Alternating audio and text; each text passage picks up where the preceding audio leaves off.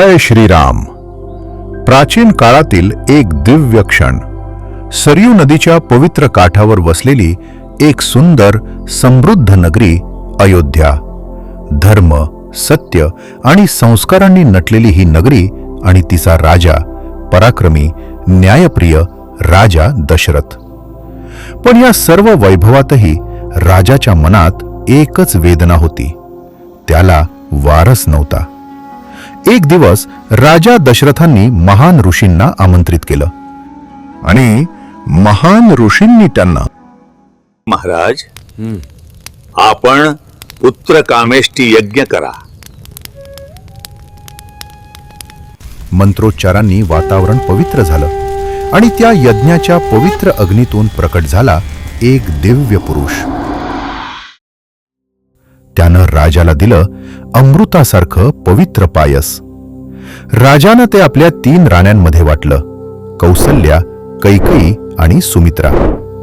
काळ पुढे सरकत गेला आणि उजाडला एक पवित्र दिवस. चैत्र महिन्यातील शुक्ल नवमी, दुपारचा शुभ क्षण. तो दिवस रामनवमी.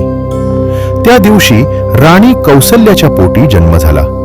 धर्म, सत्य आणि मर्यादेचा अवतार प्रभू श्रीराम. त्या क्षणी अयोध्येत आनंदाची लाट उसळली. आकाशातून फुलांचा वर्षाव झाला. देवांनी शंखनाद केला. संपूर्ण अयोध्या दुमदुमली. जय श्रीराम. कौसल्येला झाला राम, कैकेयीला झाला भरत आणि सुमित्रेला झाले लक्ष्मण आणि शत्रुघ्न. 4ही राजकुमार वाढत गेले, धर्म, पराक्रम आणि विनय यांच्या मार्गावर. प्रभू रामांचा जन्म हा फक्त एका राजकुमाराचा जन्म नव्हता. तो होता धर्माच्या स्थापनेसाठी, अधर्माच्या नाशासाठी भगवान विष्णूंनी घेतलेला एक दिव्य अवतार.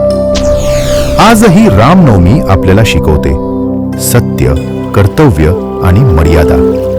ज्याच्या जीवनात राम आहेत त्याच्या जीवनात सदैव प्रकाश असतो. जय श्रीराम.